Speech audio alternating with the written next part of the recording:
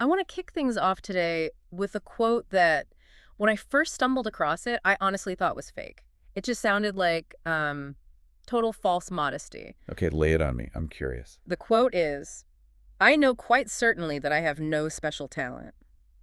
Curiosity, obsession, and dogged endurance, combined with self-criticism, have brought me to my ideas." And just so we are crystal clear for everyone listening, that wasn't a struggling artist or, a mid-level manager trying to sound humble on LinkedIn. No, not even close. That was Albert Einstein. Exactly. Albert Einstein, the Yeah. guy whose name is literally a synonym for genius. Right. If you call someone an Einstein, you aren't saying they have dogged endurance. You're saying they're wicked smart. And here he is saying, nope, no magic here, just obsession and criticism. It feels like it goes against everything we're taught to believe. It really does. We have this deeply romanticized belief in our culture about the spark. You know, the A-plus student who never has to study. Or this sudden eureka moment where the light bulb just turns on. Exactly. The idea that brilliance is this magical gift reserved for a select lucky few. It's kind of the Good Will Hunting syndrome. You either have it or you don't. Right, you either have it or you don't Oh. mentality, which is pretty depressing if you feel like you don't have it. But that brings us to the book we're deep diving into today. It is called The 5 Elements of Effective Thinking, and it's by 2 mathematicians, Edward B. Berger and Michael Starbird. And their core premise is, well, it's pretty liberating. Brilliance isn't a gene, it's a method. That's the mission of this deep dive, really, to hand over what the authors call an intellectual GPS. Right. Whether you're trying to crush it in business, get through a tough degree, or just be a smarter human being, they argue you can literally choose to be more successful by adopting 5 specific strategies. It's not about how smart you are, it's about how you think. And I love how they structure this. Being mathematicians, you might expect charts and formulas. Yeah, something really dry. But they actually go back to the classics. They use the 4 classical elements, earth, fire, air, and water, plus a 5th quintessential element, change. It's a great metaphor because it makes these abstract thinking concepts very tangible. You can, visualize them. It takes thinking, which is this invisible process, and gives it weight and shape. So let's get our hands dirty. Where do we start? Let's start with the first element, earth. Okay, earth. This is all about grounding your thinking. Yeah. The subtitle here is Understand Deeply. And honestly, this is where most of us fail before we even begin. We are in such a rush to get to the advanced stuff that we just skip the foundation. They open this section with a story that I think everyone can relate to. It's the story of a student named Silas. Poor Silas. I have to say, I felt for Silas. We've all been Silas at some point. Definitely. So Silas is taking a calculus course. Remember, the authors are math professors, and he takes a test. He walks out feeling great, confident, and he thinks, I nailed that. And then he gets the paper back. And there's a big red number at the top, 58%. Ouch. That stings. It does. And Silas is bewildered. He goes to the professor and says, I really knew this stuff. I just made a bunch of silly mistakes. I understand the concepts. I just messed up the details. I have definitely said that before. I knew it. I just made a mistake. It's a classic defense mechanism. We all have. But here is the brutal truth, the authors point out. Silas didn't actually know it. He had memorized facts. He had memorized formulas. But he didn't have deep understanding. Exactly. He had a fragile, superficial grasp of the material.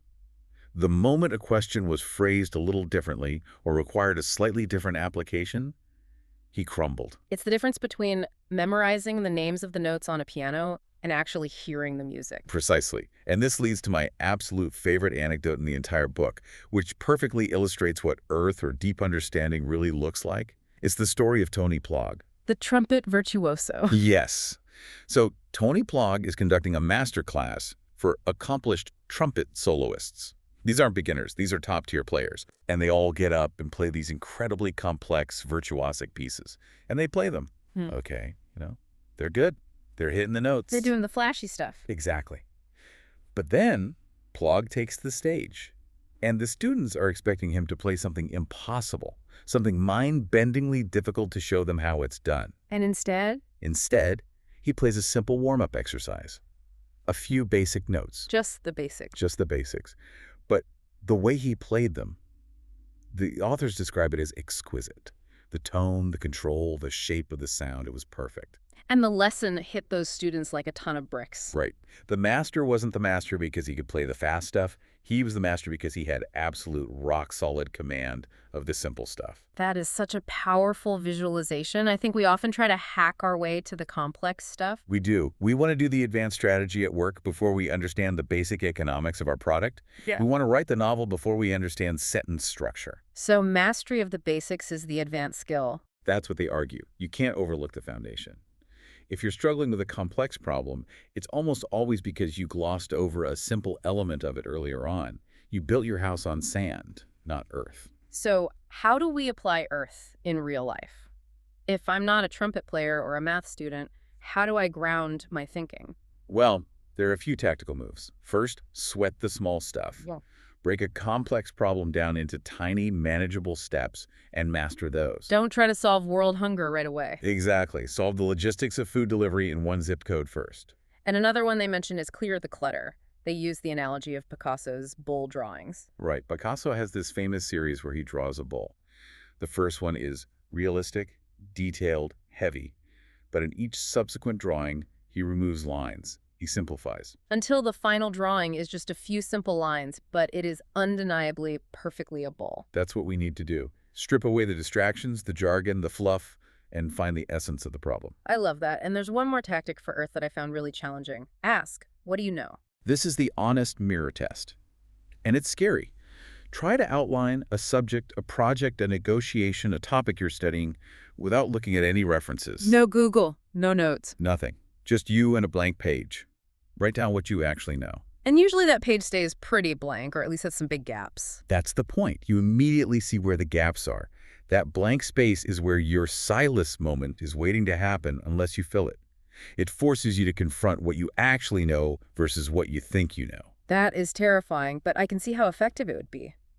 Okay, so we've grounded ourselves with Earth. Now we need to ignite some insights. Let's move to the second element, fire. Fire. I like this one. It's all about igniting insights through mistakes. The mantra here is, fail to succeed. This feels like something we hear a lot in the startup world. Fail fast. But the authors take a slightly different angle on it. It's not just about failing, it's about a mindset shift. It is. Most of us view failure as a verdict. I failed, therefore I am not good at this. Or I'm stupid. Right. The authors argue that failure is actually just a data point. It's a teacher. In fact, if you aren't failing, you aren't actually thinking. You're just repeating what you already know. They tell the story of a little company called Trafo Data. I love this story because it humanizes two absolute titans. So back in the 70s, two guys started a business to process traffic data tapes from those little rubber hoses you see on roads. Right, counting cars, not exactly glamorous. No, and the business. Well, it bombed. The machine didn't work reliably, the model was flawed, it was a total failure. And who were those two guys? Bill Gates and Paul Allen. Who then went on to found Microsoft. Exactly. And the point is, if they had viewed the failure of Traffic data as a sign that they were bad at business or bad at technology, we wouldn't have Microsoft. They let the failure burn away what didn't work. They took the lessons, how to work with microprocessors, how to structure a partnership, and applied them to the next thing. There's also the classic 3M example. The adhesive, yes. A scientist at 3M was trying to make a super strong glue. He failed miserably. He made a glue that was kind of sticky but peeled off easily. A failed super glue. But because he was willing to look at the failure and ask, okay, what is this good for? We got Post-it notes. So it seems like effective thinking requires us to stop judging our mistakes and start interrogating them. That's the chef analogy. If a chef burns a dish, they don't just sit on the floor and cry. They analyze. Was the heat too high? Did I put the garlic in too early? The mistake refines the recipe. The burnt dish is just the draft for the perfect dish. But the problem, and the authors point this out, is that our education system and corporate culture honestly hates mistakes. It penalizes them. A wrong answer on a test gets a red X. It lowers your grade. So we are trained from age 5 to avoid mistakes at all costs, which leads to safe thinking. It kills creativity. So the actionable tip here is, when you screw up, don't just feel bad. Ask 2 questions. First, what specific lesson does this error teach me? And second, which I think is brilliant, what other questions might this wrong answer actually solve? Right. Maybe your wrong superglue is actually the perfect temporary bookmark. You have to stop looking for the right answer and start looking for the inside. Okay, let's keep moving. We've got earth, grounding, fire, mistakes. Now we need to breathe some life into this. Element number 3, Air. Air is creating questions out of thin air. The slogan here is "Be your own Socrates." This one really resonated with me because I think we're often conditioned to be answer machines. We want to have the answer. Right. In a meeting, the boss asks something, you want to be the one with the solution. But effective thinking is actually about asking the right question. And Socrates is the model here. He didn't give lectures, he just asked questions. Exactly. He understood that questions guide you to deeper insights, and, crucially, they challenge your assumptions. A statement shuts down thinking. A question opens it up. And the best example of this in the sources, and honestly one of the most famous examples in engineering history, is the story about Richard Feynman and the Challenger disaster. This is a masterclass in air. So the Space Shuttle Challenger exploded, and there's this massive commission trying to figure out why. You had piles of complex data, NASA engineers giving technical briefings. Total information overload, a classic case of getting lost in the weeds. And then you have Feynman, the physicist. He cuts through all the noise with a simple question. He asked, essentially, what happens to these rubber O-rings if I put them in ice water? It sounds so simple, almost childishly simple. It was. He literally took a piece of the O-ring material, clamped it, and dunked it in a glass of ice water during a televised hearing. And when he took it out, The rubber didn't bounce back. It stayed compressed. That simple question revealed the critical truth. The cold weather on the launch day made the seals fail. A simple question revealed what pages of complex data missed. that's the power of air. We often think complexity equals intelligence. If it's complicated, it must be smart. But effective thinking uses questions to find simplicity. Feynman didn't need a supercomputer. He needed a glass of ice water and a good question. The authors also talk about using questions to check your own bias, which is incredibly hard to do. Well, it is. We all have biases. We all want to be right.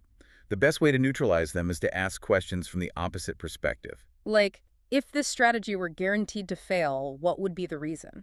Exactly. It forces you to see blind spots you were ignoring. Yeah. So the advice here is, don't wait for questions to be asked of you. Create them. Use what-if scenarios. What if this assumption is wrong? Moving on to the fourth element, we have earth, fire, air.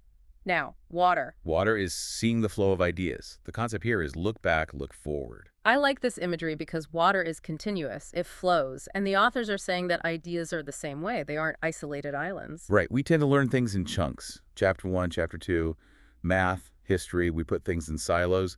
But real knowledge is a flow.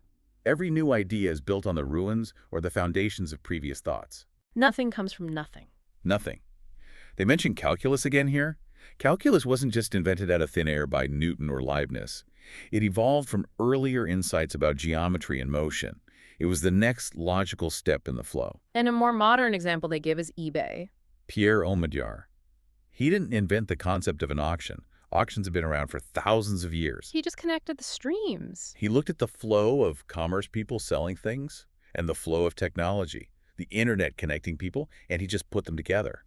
He transformed the traditional auction into a digital format. It's about iterative thinking. This connects to writing, too, like Hemingway. Yes, Hemingway famously rewrote the ending of A Farewell to Arms, something like 39 times. He wasn't just fixing typos, he was iterating. He was letting the idea flow and evolve till it found its right form. So effective thinking involves looking back, where did this idea come from, but also looking forward. That's the intellectual GPS part. If you understand where an idea came from, you can predict where it's going. You can ask, what comes next? It stops you from being reactive and helps you become predictive. Exactly. Yeah. You aren't surprised by the future because you saw the river bending that way. Okay, we've covered the four classical elements, but there is a fifth, the quintessential element, Change. which feels a bit paradoxical. Oh. The unchanging element is change. It is the result of all the others. If you ground your thinking with earth, learn from mistakes with fire, ask questions with air, and see the flow of ideas with water, you cannot help but change. You transform. They bring up a great point about storytelling here. In any movie, any book, who is the main character? The main character is the one who changes. Think about it. Luke Skywalker changes from a farm boy to a Jedi. If the character hasn't changed, they are usually a background character. So the challenge to the listener is, are you the hero of your own life story? Precisely. If you aren't changing, if your opinions, your skills, your understanding of the world are static, then you aren't growing.